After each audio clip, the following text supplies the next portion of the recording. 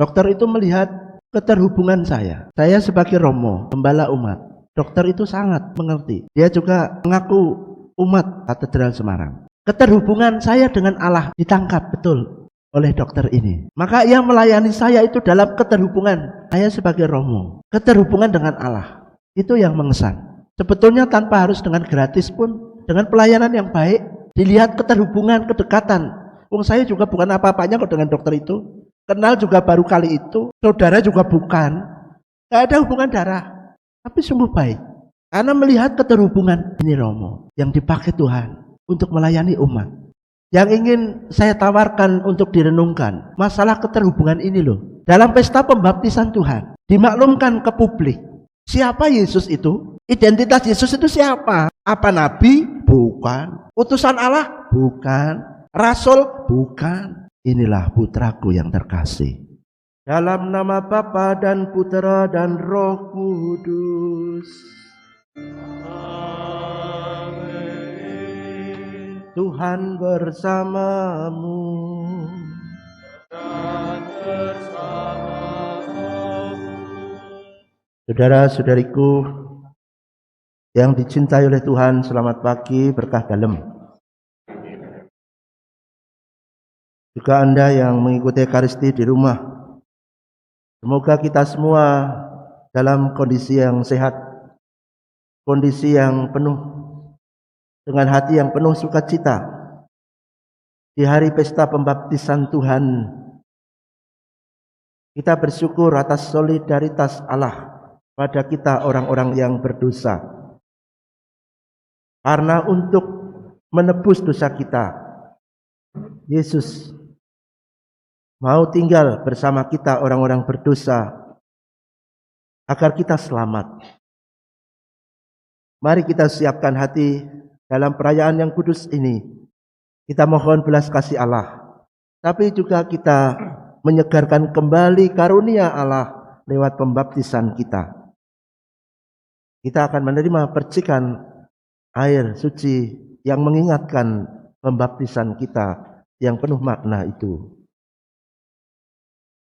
Semoga Allah yang Maha Kuasa mengasihani kita, mengampuni dosa kita, dan menghantar kita ke hidup kekal. Bulan lalu saya periksa mata. Saya ke dokter mata di Semarang. Bagi penderita diabetes seperti saya, mestinya rutin, minimal setahun sekali, untuk periksa retina, agar tidak terkena retinopati. Saraf-saraf pada retina perlu difoto, diperiksa. Saya ke sana sendirian. Dan ternyata memang saya sudah lama tidak periksa mata, terakhir 2015. Perlengkapan sudah canggih.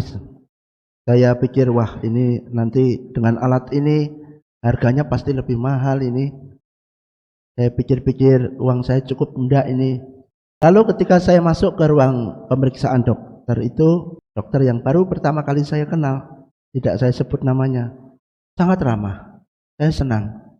Yang tadinya takut-takut saya menjadi lebih cair, lebih nyaman. Ya, setelah diperiksa macam-macam itu, ya puji Tuhan belum terjadi retinopati. Memang saraf-saraf sudah mulai keriting akibat cuci darah itu, tetapi belum ada yang putus. Kalau putus nanti melek tapi tidak bisa melihat. Saya memang sekarang pun kabur.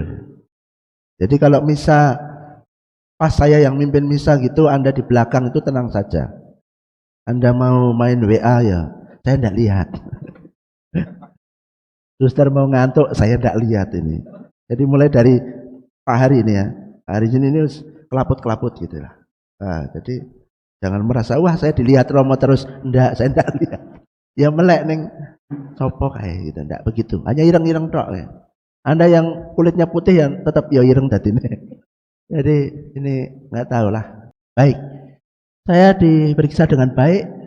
Wah, ditanya-tanya, gimana ini makanan harus terjaga betul, jangan sampai menjadi semakin parah. Ada atau yang menjaga? Saya mengatakan, oh ada. Yes. Pokoknya ngomong ono. Ada, ini mesti ada yang memperhatikan khusus, jangan sampai menjadi penyebab menjadi makin parah. Ya. Sangat baik. Dan dokter itu ternyata tahu saya Romo karena dari identitas. Dan kemudian saya baru tahu bahwa dari itu tempat pendaftaran itu, seperti kasir itu, loh, yang untuk pemeriksaan dokter itu 0. Jadi waduh, terima kasih Tuhan. Saya merasakan pelayanan yang bagus. Bukan soal gratisnya, tapi pelayanannya bagus. Yang saya renungkan ini, dokter itu melihat keterhubungan saya. Saya sebagai Romo, gembala umat. Dokter itu sangat mengerti. Dia juga mengaku umat Katedral Semarang. Keterhubungan saya dengan Allah ditangkap betul oleh dokter ini. Maka ia melayani saya itu dalam keterhubungan.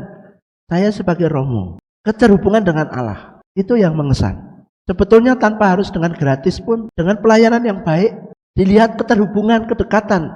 Saya juga bukan apa-apanya kok dengan dokter itu. Kenal juga baru kali itu. Saudara juga bukan. Tidak ada hubungan darah, tapi sungguh baik. Karena melihat keterhubungan, ini Romo yang dipakai Tuhan untuk melayani umat. Yang ingin saya tawarkan untuk direnungkan, masalah keterhubungan ini loh. Dalam pesta pembaptisan Tuhan, dimaklumkan ke publik, siapa Yesus itu? Identitas Yesus itu siapa? Apa nabi? Bukan. Utusan Allah? Bukan. Rasul? Bukan. Inilah putraku yang terkasih. Ini yang ngomong bukan dari sound system loh. Inilah putraku yang terkasih. Kepadanya lah aku berkenan. Suara dari langit yang terbuka saat itu. Ini mau mengatakan apa? Keterhubungan. Bahwa ini putraku. Hubungan antara bapak dengan anak. Jelas ya. Mari kita mensyukuri anugerah baptisan kita adalah soal keterhubungan kita dengan Allah Bapa. Yang lain-lain itu nggak penting. Anda dibaptis tanggal berapa, pasarane pon apa kliwon, ora penting. Tahun berapa Anda dibaptis, mbok pokoknya merapin jeblok, oke, ora penting. Anda pakai pakaian apa saat itu, wah ya lupa saya digendong, ora penting. Pakaiannya sekarang disimpan enggak penting. Yang penting bukan pakaiannya, terus disimpan, dibungkus, ditempelkan dinding gitu, ora penting. Yang penting adalah keterhubungan. Sekali lagi, keterhubungan. Kita repot kan kalau kita mau menggunakan handphone tapi tidak ada keterhubungan, konektivitas dengan wifi atau dengan kita nggak punya kuota, dengan internet nggak terhubung. Ini yang kita syukuri. Dan ini yang harus diwujud nyatakan. Katanya terhubung dengan Allah, lah kok enggak punya kasih?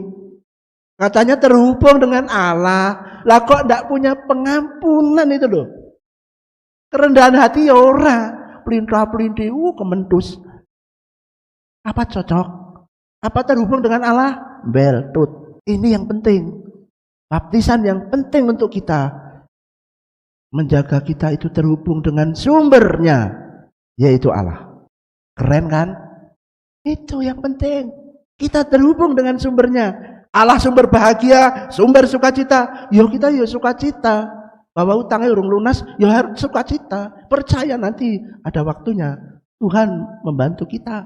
Saya sakit, ya harus bersukacita. Bahwa rebus itu ya memang harus merasakan derita, tapi sukacita. Karena apa? Terhubung dengan sumbernya. Cek. Silakan cek. Apakah Anda yang sudah dibaptis sekian puluh tahun masih punya keterhubungan dengan Allah apa enggak? Jangan-jangan kabelnya putus, jangan-jangan sudah dimakan tikus, jangan-jangan sebetulnya wis korsleting, sudah berpindah ke Allah-Allah yang lain, sudah mencari keterhubungan dengan konektivitas yang lain. Itu yang pertama. Yang kedua, kalau kita itu anak melalui baptisan, kita adalah anak Allah. Anak macam apa toh? Anak yang bandel, anak yang berbakti. Saya pernah, waktu kakak saya almarhum itu dalam kondisi sakit seperti saya, bingung, sudah ke dokter nggak sembuh, lalu ke orang pintar. Saya juga nggak ngerti kok tiba-tiba dihubungi, aku nang kene. Lalu saya datang ke tempat itu, ke orang pintar. Memang patung Yesus besar, patung Bunda Maria gede, besar di rumahnya. Dan ia mengaku ditampai Yesus 5 kali. Wah, ampuh Aku retret 30 hari aja nggak melihat Tuhan Yesus kayak apa. Ini 5 kali Romo saya sudah ditampai Tuhan Yesus. Saya dengarkan kesaksiannya. Waduh, mumpluk-mumpluk. Tapi ujung-ujungnya ya dodolan. Ujung-ujungnya ya jualan produk. Nggak ada. BPOM-nya nggak ada, nomor Badan Pengawasan Obat Makanan itu nggak ada. Pokoknya bungkusan, ireng-ireng kayak. Suruh diminum. Waduh. Bukan menjadi makin baik kakak saya. Jualan. Atas nama Yesus jualan. Banyak sekarang ini orang-orang yang menjual. Bisnis rohani. Itu lewat GoPay atau apa ya. Wah itu banyak. Yang lalu mau mendoakan ini itu. Tapi ujung-ujungnya kan nanti dikasih jempol. Nah jempol itu yang mempengaruhi nanti uang masuk ke rekening itu. Dodolan Tuhan Yesus itu. Wah yang lain kan tolong ya didoakan. Ya oke, saya doakan. Ya sembayang kepora ya mbuh. Tapi yang penting kasih jempol ya. Ya uang masuk. Jualan. Bisnis rohani. Ini anak komersial. Hati-hati. Anda berdoalah sendiri di kamar. Allah yang tersembunyi memperhatikan Anda. Sungguh. Kita jangan menjadi anak komersial. Kita menjadi anak yang berbakti.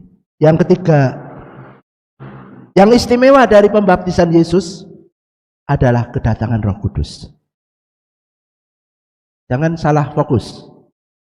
Yang istimewa dalam pembaptisan Yesus, kedatangan Roh Kudus dalam rupa burung merpati. Roh Kudus itu roh pencipta, roh pembaharu, roh pengudus, pencipta, kreator. Selalu menciptakan, selalu berkarya. Maka kita yang enggan berkarya, malas untuk berbuat sesuatu yang lebih baik. Tanda tanya besar. Duwe Roh Kudus, Mas? Masih punya Roh Kudus, Pak? Enggak mau, saya di belakang layar saja. Nongburi layar anaknya ya tikus kok. Kalau kita enggan untuk terlibat untuk kehidupan banyak orang, relevan untuk ditanyakan, masih adakah Roh Kudus? Saya memang di kamar. Romo Seko kerap kali mengatakan, "Kowe kok ndekem wae?" Ini orangnya pas tidak ada. Aku ora ndekem. Aku tetap pelayanan yo. Pelayanan apa nang jero kamar kok pelayanan? Orang-orang dari jauh, dari Jogja juga. Dengan keluhan, ketakutan karena orang tuanya mau guna-guna sama anak ini. Terlalu kan, Katolik lagi. Baik, tidak usah takut. Saya berdoa di sini. Ayo berdoa. Saya di kamar. Yang orang katakan dekem. Saya tetap pelayanan, berkarya. Untuk menolong jiwa-jiwa. Anda juga yang lebih dari saya. Lebih sehat dari saya. Silakan berkarya. Terus berkarya. Tidak usah mengeluh. Berkarya. Karena itu tandanya Anda punya Roh Kudus. Roh Kudus itu berkarya, kreator, mencipta, selalu mencipta. Tidak usah harus karya-karya besar, karya-karya sederhana, mencipta suasana gembira, senyum, ojo merengut. Nah, ini juga karya Roh Kudus. Roh Kudus juga membaharu. Artinya hidup selalu baru. Kalau 2021 jadi maling, 2022 menjadi penderma. Kasarnya begitu. Pembaharu, pertobatan, terus menerus. Metanoia, terus menerus. Bertobat. Roh Kudus juga penyuci, pengudus. Kita menebarkan hal-hal yang baik. Di situ tanda jelas bahwa kita anak yang istimewa. Kedatangan Roh Kudus. Tanpa kedatangan Roh Kudus, Anda tidak menjadi istimewa. Kita yang lemah dan berdosa menjadi istimewa karena kedatangan Roh Kudus. Mari, pembaptisan kita memaknai kita menjadi anak yang istimewa. Selalu kedatangan Roh Kudus. Terpujilah Tuhan, kini dan sepanjang masa. Marilah menyatakan misteri iman kita.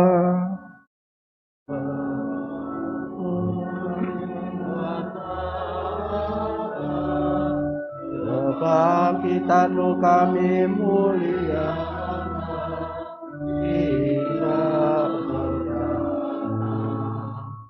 Tuhan bersamamu. Kita senantiasa dilindungi, dibimbing dan diberkati oleh Allah yang Maha Kuasa, Bapa, Putra dan Roh Kudus. Saudara-saudari terkasih, misa sudah selesai. Pergilah dalam damai.